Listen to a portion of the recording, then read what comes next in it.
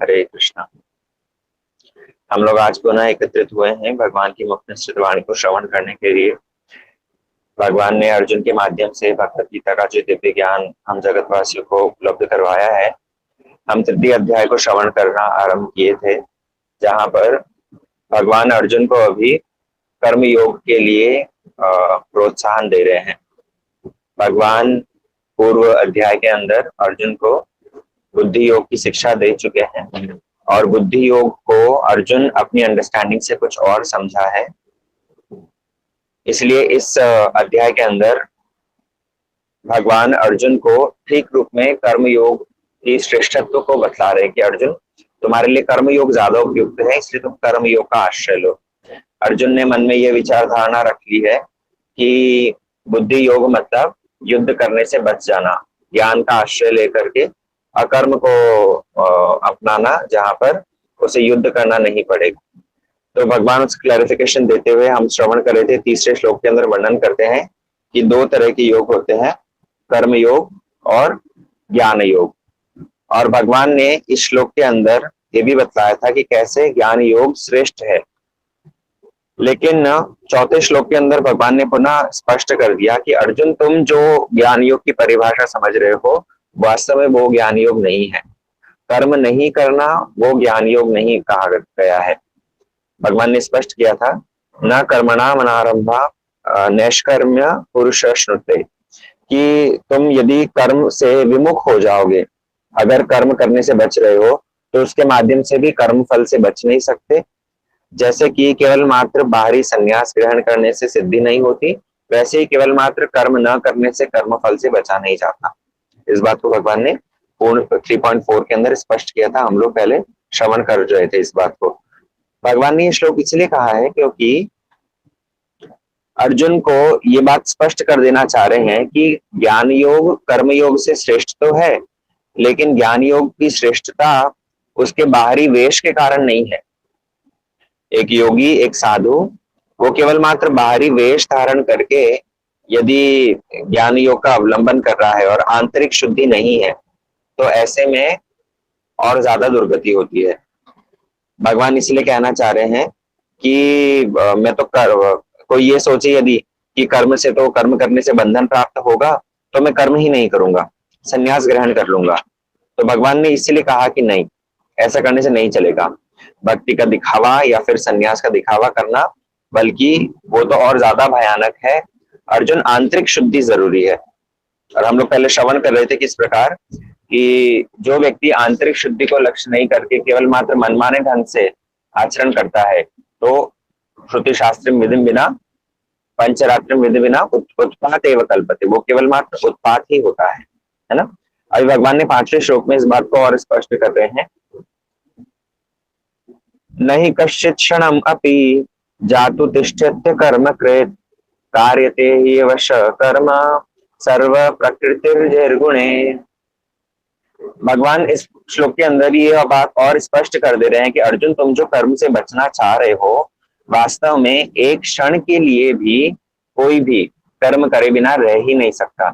न ही कश्चित् क्षणम अपि, एक क्षण के लिए भी जातु तिष्ठति कर्मकृत, कर्म करे बिना कोई रह ही नहीं सकता। कार्यते हे वश कर्म सर्व, सर्व मतलब हर कोई व्यक्ति, समस्त हर जीव कर्म करने के लिए बाध्य है। कर्म करना उसके लिए नेचुरल है। क्यों नेचुरल है? प्रकृति जैर गुणे, प्रकृति के गुणों के अनुरूप व्यक्ति कर्म करने के लिए बाध्य है। प्रकृति के 3 गुण, जिसके बारे में हम थोड़ा सा पहले सुने थे, रजोगुण, तमोगुण और सत्वगुण। इन 3 गुणों के आधार पर व्यक्ति कर्म करता ही है। सबकी अपनी अपनी प्रवृत्तियां हैं, तो उसके अनुरूप वो किसी न किसी कर्म में लगता ही है। कर्म करे बिना रह ही नहीं सकता। कर्म करना नेचुरल है। अभी प्रश्न हो सकता है कि अच्छा, प्रकृति के गुणों के कारण हम कर्म करते हैं। वास्तव में हम प्रकृति के गुणों के अंदर आबद्ध है, इस कारण से हम कर्म कर रहे हैं, ऐसा है क्या? नहीं, प्रकृति के गुणों के कारण तो केवल मात्र हमारे कर्मों को एक दिशा मिल रही है। वास्तव में आत्मा का स्वरूप ही ऐसा है कि वो सेवा करे बिना, कर्म करे बिना रह नहीं सकता। भगवान ने इसलिए कहा, टीका के अंदर बतलाते हैं कि देहधारी जीवन का प्रश्न नहीं, बल्कि आत्मा का स्वभाव ही है कि वो सदैव सक्रिय रहता है। आत्मा कभी भी डेड निष्कर्म बिना किसी कार्य के, बिना किसी सेवा के रह ही नहीं सकती, बल्कि प्रकृति के कारण केवल मात्र हमारे जो कर्मों की दिशा है वो विपरीत हो गई है। जैसे उदाहरण, अभी हमने ये शरीर धारण किया है, तो ये शरीर ये प्रकृति के द्वारा दिया गया है, और प्रकृति के गुणों के कारण ये शरीर अपने लिए प्रचेष्टा करता है। हम जो कुछ भी कोशिश करते हैं अपने भोग के लिए या अपनी इंद्रिय तृप्ति के लिए, तो वास्तव में ये वाला जो गुण हमारे अंदर है ये प्रकृति के गुणों के कारण नहीं है, केवल मात्र हमारी दिशा बदल गई है। हम अपने भोगों के लिए प्रचेष्टा कर रहे हैं क्योंकि हमें प्रकृति के गुण वैसे बाधित कर रहे हैं। लेकिन कर्म करना जो एक्टिवनेस है, वो एक्टिवनेस तो कभी भी आत्मा के स्वरूप में ही है। इसलिए आप लोग को यदि स्मरण हो, हमने पहले बताया था, जीवेर स्वरूप होय नित्य कृष्णदास। नित्य कृष्णदास मतलब नित्य मतलब इटर्नली हम सबके सब भगवान के दास हैं, और दास का कर्तव्य क्या होता है? सेवा करना। तो जीव का स्वरूप जब बतलाया गया है तो वहां पर मनुष्य तो नहीं कहा, वहां पर आत्मा की ही बात हो रही है। तो आत्मा हमेशा से ही एक्टिव है, केवल मात्र उसकी दिशा अपनी इंद्रिय तृप्ति के लिए हो जाती है प्रकृति के गुणों के कारण। जैसे उदाहरण से समझो, कोई एक पहाड़ पर चढ़ने वाला व्यक्ति, जो लोग माउंटेन ट्रैकिंग करते हैं या लद्दाख इधर जाते हैं, तो अपने पीठ पर अपना बैग लेकर के, ढो करके और जाते हैं। तो वो बैग लेकर के व्यक्ति अगर ऊपर भाग रहा है, दौड़ रहा है, और दौड़ते दौड़ते वो तो, उसे तो ऊपर चढ़ना ही है, उसको ट्रैकिंग करनी है। अब अगर उसको उसका जो कंधे से उसका बोझ है वो यदि उतार दिया जाए, तो उसके बाद में वो क्या निष्क्रिय हो जाएगा? वो क्या बैठ जाएगा? नहीं, बल्कि वो तो और ज्यादा तीव्र गति से दौड़ेगा। ठीक उसी प्रकार हमारा ये जो मनुष्य शरीर है, ये मनुष्य शरीर तो हमारी आत्मा पे एक तरह से बर्डन है, एक तरह से बोझा है, और इस बोझे के कारण ही हम इस शरीर की एक्टिविटीज में अपनी इंद्रिय तृप्ति के लिए या प्रकृति के तीन गुणों के कारण हम इसके भरण पोषण में, इन सब में लगे हुए हैं। वास्तव में शुद्ध स्वरूप में आत्मा वो तो निष्क्रिय रह ही नहीं सकती, वो तो हमेशा से एक्टिव ही है। इसलिए ये प्रकृति के तीन गुण जो है, ये तो केवल मात्र हमें हमारे कर्मों को दिशा देते हैं। कर्म तो हमेशा जीव करेगा ही करेगा, बिना कर्म करे बिना रह ही नहीं सकता। अर्जुन, तुम जो ये सोच रहे हो कि जंगल में जा करके मैं बिना युद्ध करे, बिना कर्म करे रह लूंगा, वास्तव में ये बात तुम्हारी ठीक होगी नहीं। और जब हमको कर्म करने ही है, तो टीका में संत लोग कहते हैं कि इससे अच्छा है कि भगवान के लिए कर्म करो। अच्छा यही होगा कि भक्ति का कार्य करो ना, क्योंकि कर्म करे बिना रह नहीं सकते। क्या करे बिना रहेंगे? खाए बिना रहेंगे, सोए बिना रहेंगे, संसार में जो भी भ्रमण है इत्यादि, तो करने बिना क्या हम रहेंगे? नहीं रह सकते। तो बुद्धिमानी यही है कि हर एक कर्म को कृष्ण के साथ में जोड़ दो, यही कृष्ण भावनामृत है ना। भगवत भक्ति यही है कि जो कुछ भी हम कर रहे हैं उसको भगवान के साथ में जोड़ दिया जाए। और जब हम भगवान के लिए कर्म करेंगे, तो भगवान के लिए कर्म करते वक्त यदि हम संसारिक कर्मों को छोड़ भी देंगे, तब भी उससे कोई हानि नहीं होगी। हम पहले इस बात का श्रवण कर चुके हैं, त्यक्त्वा सधर्मम शरणाम्बुजम हरे भजन अपक्व अतपते ततो यदि यत्र क्व वा अभद्रम अभुष्य मुष्टिम को वा अर्थो आप्तो अभजताम स्वधर्मतः।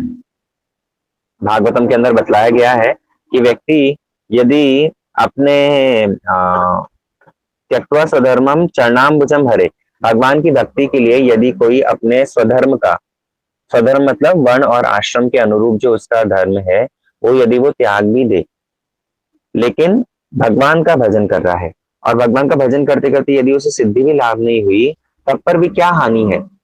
कोई दिक्कत नहीं। लेकिन दूसरी ओर यदि वो अपने स्वधर्म का बड़े निष्ठा पूर्वक पालन करे, बड़े अच्छे से उसको याजन करे, लेकिन भगवत भजन नहीं करता, तो ऐसे में भी वो जो स्वधर्म का पालन किया है, वो जो कर्म किए हैं, वो उसे बंधन ही देने वाले हैं। इसलिए भगवान यहाँ कहते हैं कि कार्यते ही अवश्य कर्म सर्व प्रकृति जय गुणे, कि एक क्षण के लिए भी अर्जुन कर्म करे बिना जीव रह नहीं सकता। अगले श्लोक में बतलाया, कर्मेन्द्रियाणि संयम य आसते मनस स्मरन् इंद्रियार्थ विमूढ़ात्मा मिथ्याचार स उच्यते। भगवान अब कह रहे हैं कि अगर कोई फिर भी संन्यास का अभ्यास करता है, अगर कोई फिर भी अकर्म अपने स्वधर्म को छोड़ करके, अपने कर्मों को छोड़ करके और संन्यास का अभ्यास करता है, तो उसका परिणाम क्या होगा, वो इस श्लोक में बतलाया। कर्मेंद्रियाणी संयम्य, कि कर्मेंद्रियों को, बाहरी कर्मेंद्रियों को तो संयम कर लिया। आसते मन स्मर, लेकिन मन ही मन स्मरण कर रहा है, मन ही मन विषय चिंतन कर रहा है। तो ऐसा व्यक्ति इंद्रियार्थ, मन से स्मरण इंद्रियार्थ, कि इंद्रियों के जो सारे विषय हैं उनका यदि वो मन ही मन स्मरण करता है, तो वो कौन है, विमूढ़ आत्मा। भगवान कहते हैं वो व्यक्ति मूर्ख है, वो खुद को भी ठग रहा है और दूसरों को भी ठग रहा है। और ऐसा व्यक्ति क्या कहलाता है, ऐसा व्यक्ति कहलाता है मिथ्याचारी। मिथ्याचार स उच्यते, भगवान ने ऐसे व्यक्ति के लिए कहा कि मिथ्याचारी है वो व्यक्ति, वो धोखा दे रहा है। बाहरी रूप से तो संन्यास वेश धारण कर लिया, साधु वेश धारण कर लिया, योगी का वेश धारण कर लिया, और ये अंदर ही अंदर इंद्रियों का इंद्रिय विषय का चिंतन कर रहा है। अर्थात अंदर तो बहुत सारी भोग है और बाहर से केवल मात्र साधु वेश धारण किया है, तो ऐसा व्यक्ति मिथ्याचारी कहलाएगा। मिथ्याचारी मतलब क्या हुआ, मिथ्याचारी मतलब एक ऐसा व्यक्ति जिसने साधु वेश धारण किया उसकी प्रेस्टीज, उसकी लाभ पूजा प्रतिष्ठा को प्राप्त करने के लिए, लेकिन उस साधु वेश के साथ में जो सारा दायित्व आता है, वो साधु वेश जो त्याग मांगता है, वो त्याग उसके जीवन में ना हो। उस पोजीशन से प्राप्त होने वाला लाभ पूजा प्रतिष्ठा तो चाहिए, लेकिन उस पोजीशन के प्रति जो त्याग, समर्पण और जो दायित्व होता है वो नहीं वहन करना चाहता, तो ऐसा व्यक्ति मिथ्याचारी है। और शास्त्र में, भागवतम में तो बल्कि ऐसा करने वाले व्यक्ति को बड़ा निंदनीय बताया है। सन्यासी होकर के यदि गोपनीय कर्म, कुकर्म कर रहा हो, या सन्यास केवल मात्र प्रतिष्ठा के लिए ग्रहण किया हो, पद का सम्मान प्रतिष्ठा मिलती रहे लेकिन दायित्व त्याग जो है वो नहीं मैं करूंगा, तो ऐसे व्यक्ति को तो उस पद को ग्रहण नहीं करना चाहिए। ऋषभदेव, भगवान ऋषभदेव अपने पुत्रों को जिस समय पर उपदेश दे रहे हैं, तो उन्होंने कहा कि गुरु न सस्यात् स्वजनो न सस्यात्, पिता न सस्यात् जननी न सास्यात्, दैवम न तत्स्यात् न पतिश्च सस्यात्, न मोचयेद्य समुपेत मृत्यु। कि उस गुरु को गुरु पदवी धारण करने का अधिकार नहीं यदि वो अपने आश्रित शिष्यों को मृत्यु के भय से, मस्तक पर जो मंडरा रही है ना, मौत का जो द्वार सबके लिए खुला पड़ा है और वो मृत्यु जो माथे पर मंडरा रही है, ऐसी मृत्यु से जो गुरु अपने शिष्य को उबार ना सके, तो ऐसे गुरु को गुरु पदवी धारण करने का कोई अधिकार नहीं। स्वजनों न सस्यात्, ऐसा स्वजन नहीं जो अपने संबंधी कर सके। तो पिता पद नहीं धारण करना चाहिए, ऐसी माँ को मातृपद धारण नहीं करना चाहिए जो अपनी संतान को मृत्यु के भय से ना उबार सके। दैवम न तत्स्यात्, ऐसा देवता कहलाने योग्य नहीं जो अपने अर्चक को मृत्यु के भय से ना टाल सके। अर्थात उसकी पूजा को तो ग्रहण कर रहे हैं, उसकी उपासना को तो ग्रहण किया, लेकिन उसको यदि मृत्यु के भय से नहीं टाला, तो ऐसे देवता को भी वो देवता पदवी स्वीकार नहीं करनी चाहिए, वो देवता पदवाच्य नहीं है। देवम न तत्स्यात् न पतिश्च सस्यात्, ऐसा पति नहीं जो अपनी पत्नी को मृत्यु के भय से टाल ना सके। न मोचयेद्य समुपेत मृत्यु, तो अर्थात कहने का तात्पर्य यहाँ पर यह है कि जो भी पद आप ग्रहण कर रहे हो, अर्जुन को भगवान ये बात इसलिए कह रहे हैं कि अगर बाहरी वेश धारण कर लिया लेकिन आंतरिक शुद्धि नहीं है, तो ऐसे में बड़ा असुविधा हो जाने वाली है। मिथ्याचारी, ऐसा व्यक्ति क्या कहलाएगा, मिथ्याचारी कहलाएगा। क्यों? बिकॉज या आसते मन से स्मर, मन ही मन तो केवल मात्र विषय चिंतन चल रहा है, बाहर से केवल मात्र इंद्रियों को, कर्मेंद्रियों को संयमित कर दिया। और ऐसा बाहर से जो ढोंग करते हैं वो भी ज्यादा समय तक चलता नहीं है, कुछ समय बाद में भांडा फूट ही जाता है। अब प्रश्न हो सकता है, तो भक्तों को भी तो कभी कभी ऐसे मन ही मन विचार आ जाते हैं। हम भी भक्त वेश धारण किए हैं, धोती कुर्ता पहनते हैं, वैष्णव वेश धारण किया है, गुरु पदाश्रय ग्रहण किया, भगवत भजन करने की कोशिश कर रहे हैं, लेकिन मन में तो हमारे भी कभी कभी ऐसे विचार आ जाते हैं। वास्तव में मन में विचार आना स्वाभाविक है, लेकिन मिथ्याचारी हम कब हो जाएंगे, जब उन विचारों पर हम एक्ट करेंगे। मन में विचार तो आएंगे, लेकिन प्रश्न है कि आप उन विचारों का कर क्या रहे हैं। अगर उन विचारों को आने के उपरांत अगर कोई व्यक्ति केवल मात्र कंटेम्पलेट करता रहता है उसके ऊपर, उनको उसी पर ही चिंतन करता रहता है, वही मनन करता रहता है कि आहा मुझे को इन सबको रेलिश करना है, तो फिर वो व्यक्ति मिथ्याचारी है। क्योंकि हमारे दिमाग के अंदर देखो जो भी पूर्व पूर्व विषय भोग के जो सारे संस्कार, जो सारी स्मृतियां हैं, एक गैलरी से बनी हुई है। तो वो गैलरी के कारण क्या होता है, उस गैलरी के अंदर कितनी सारी फोटोज हैं, और कभी कभी मन के अंदर बहुत एक हाई रेजोल्यूशन पिक्चर वहां पर आकर के फ्लैश होती है। तो जैसे ही वो चिंतन आता है, तब ऐसे में साधक क्या करता है कि तुरंत उसको बंद कर देता है, गैलरी को स्विच ऑफ कर देता है। लेकिन जो मिथ्याचारी है, वो मिथ्याचारी उन्हीं सब चीजों को चिंतन करता करता और उन सब चीजों को सोचता रहता है। इसलिए भगवान कह रहे हैं कि बाह्य वेश हो और बाह्य वेश के साथ में आंतरिक शुद्धि हो, तब तो सबसे बेस्ट है। भगवान सन्यास के लिए मना नहीं कर रहे हैं। यहाँ पर बाह्य वेश हो, सन्यासी का वेश हो, सन्यासी वेश के साथ साथ में आंतरिक शुद्धि भी हो, तब सबसे बढ़िया है। बाह्य वेश हो और आंतरिक शुद्धि के लिए सिंसियर प्रचेष्टा हो, एक साधक सिंसियरली कोशिश करे आंतरिक शुद्धि के लिए, तो वो उससे अच्छा है। उसके बाद में बाह्य वेश हो लेकिन आंतरिक कोई चेंजेस नहीं, तो फिर वो घटिया है।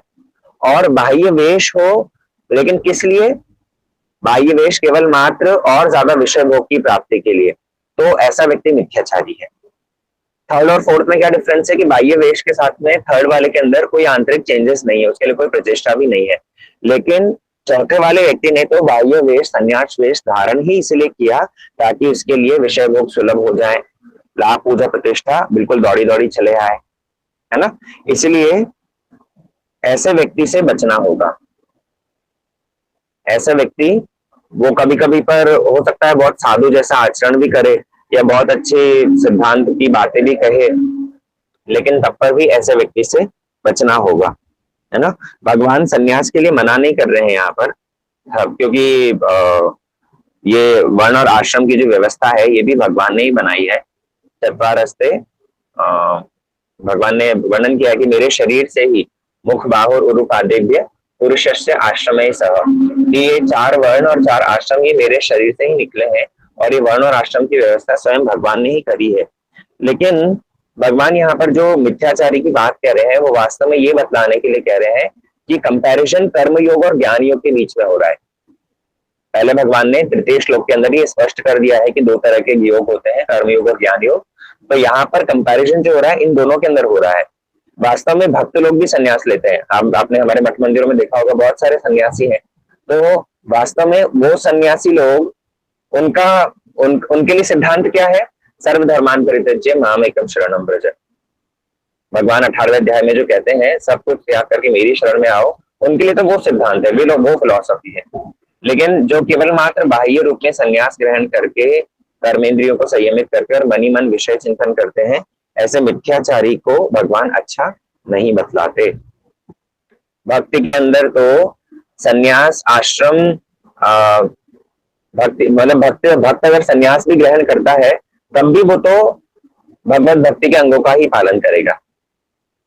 मतलब ये जो संन्यास आश्रम है, संन्यास आश्रम केवल मात्र एक माध्यम है, क्योंकि संन्यास ग्रहण करने के बाद में भी ऐसा नहीं होता कि निष्क्रिय होकर के बैठ जाए, नहीं, तब पर भी वो तो और बल्कि और ज्यादा प्रचेष्टा करते हैं। त्रिदंडी सन्यासी जो काय मन वाक्य से हर समय कृष्ण सेवा में लगा रहता है, वही तो सन्यासी है। इसीलिए भक्ति के अंग वहां पर मुख्य है। बिना ज्ञान योग का आश्रय लेकर के साधारणतः क्या होता है कि जो लोग ज्ञानी हैं, ज्ञानी लोग सन्यास को बहुत ज्यादा महत्व देते हैं। सन्यास ग्रहण करने के बाद में उनके जो सारी क्रियाएं हैं जैसे संध्या वंदन, जनेऊ इत्यादि, शिखा इत्यादि, वो सब लोग काट देते हैं जो लोग ज्ञान योग का अवलंबन करते हैं। सन्यास से पहले पहले आपको ये सब करना पड़ेगा, लेकिन सन्यास ग्रहण कर लिया उसके बाद में आप स्वयं नारायण बन गए और आप निष्क्रिय बना, आपके लिए फिर और कोई कर्म बाकी नहीं रह गया, है ना। भक्ति के अंदर यदि देखोगे तो भक्ति के अंदर तो त्रिदंडी सन्यासी अपने काय मन वाक्य को हर पहले भी भगवत सेवा भक्ति के अंगों का ही पालन करता था, और अब सन्यास ग्रहण करने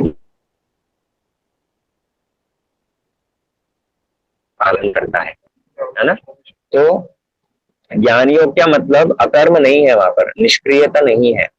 ज्ञान योग का मतलब है कि और ज्यादा एक्टिव पार्टिसिपेशन, एक्टिव एंगेजमेंट, यही भगवान यहाँ पर कहना चाह रहे हैं अर्जुन को।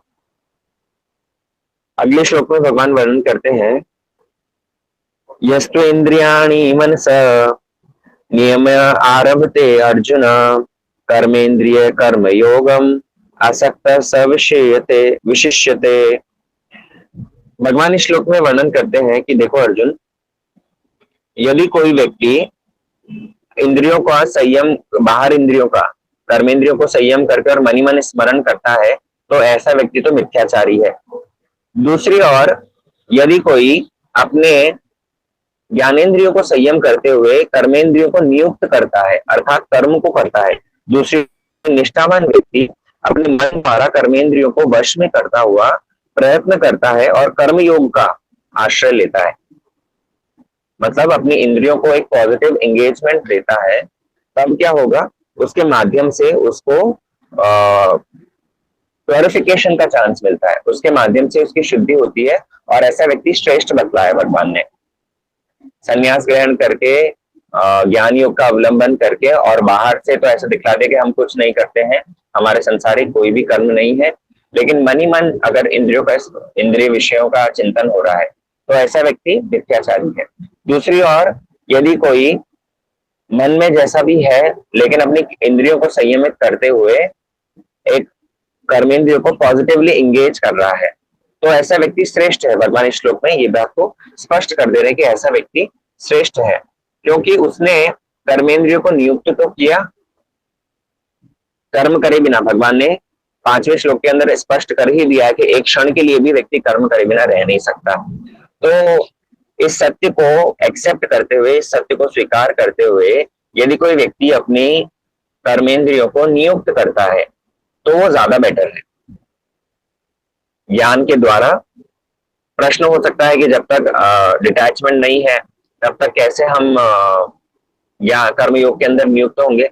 हाँ, एक बेसिक डिटैचमेंट आवश्यकता है, एक थोड़ा सा संयम इनिशियली आवश्यक है, लेकिन वो संयम भी कब आएगा, जब हम इंद्रियों को सेवा में नियुक्त करेंगे। जब हम सेवा में हमारी इंद्रियों को नियुक्त करते हैं तो उसके माध्यम से ही वो रेगुलेट होती है ना। तो भगवान ने यहाँ पर इसलिए कहा है कि ज्ञानेंद्रियों द्वारा यदि कोई चिंतन करता रहे, लेकिन जब तक कर्मेंद्रियों को उसमें नियुक्त नहीं करता तब तक वो कर्म बंधन नहीं बनता। बात समझिएगा, जैसे मन में बहुत इच्छा है खाने की और एक व्यक्ति क्या करता है कि मन की इच्छा को जब तक क्रियान्वित नहीं करता, जाकर के कुछ खा नहीं लेता, तब तक वो बंधन का कारण नहीं बनेगा।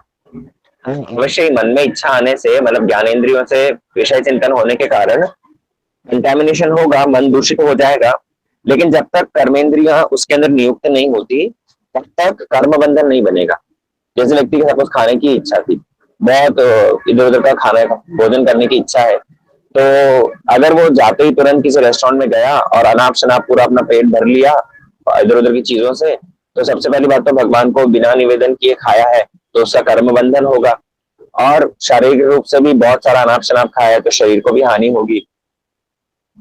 तो जब तक हम, लेकिन अगर मन में इच्छा थी खाने की लेकिन इंद्रियों को नियुक्त नहीं किया, तुरंत रेस्टोरेंट पे जाकर के खाया नहीं, तो ऐसे में क्या होगा, बंधन तो नहीं मिलेगा, कर्म बंधन तो नहीं होगा, शारीरिक दुख से भी बच जाएगा और भगवान को अनिवेदित खाया है तो उसके कर्म बंधन से भी बच जाएगा। तो भगवान कह रहे हैं यहाँ पर कि संयम को धारण करते हुए कर्मेंद्रियों को पॉजिटिवली नियुक्त करना होगा। भूख लगी है, चलो कोई नहीं, रंधन करेंगे, भगवान के रंधन करेंगे, जैसा सात्विक भोजन भगवान ग्रहण करते हैं वैसा रंधन करके भोग लगाएंगे और भोग लगाने के बाद में उसको फिर ग्रहण करेंगे। तो ये क्या है, ये पॉजिटिव एंगेजमेंट है, और ऐसे एंगेजमेंट के माध्यम से चित्त की शुद्धि होगी, ऐसे एंगेजमेंट के माध्यम से हृदय पवित्र होगा। दूसरी ओर केवल मात्र मन ही मन तो विषय चिंतन होता रहे और इंद्रियों को नियुक्त नहीं किया, तब ऐसे में और ज्यादा मिथ्याचारी कहलाए जाओगे। प्रश्न हो सकता है कि फिर ऐसा डिटैचमेंट आएगा कहां से? डिटैचमेंट आएगा ज्ञान से ही।